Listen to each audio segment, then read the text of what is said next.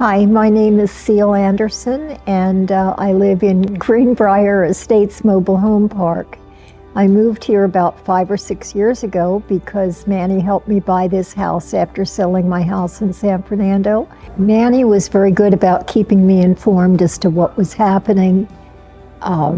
He got really creative. He was sending out letters. He invited realtors over for a special showing.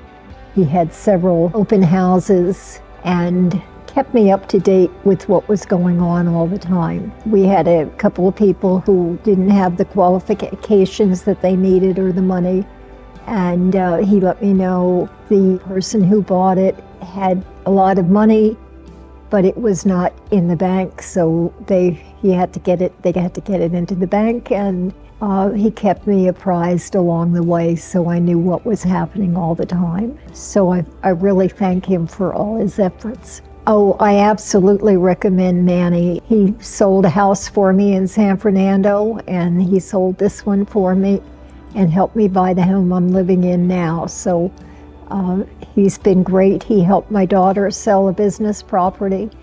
So the whole family is in love with Manny. We think he's the best.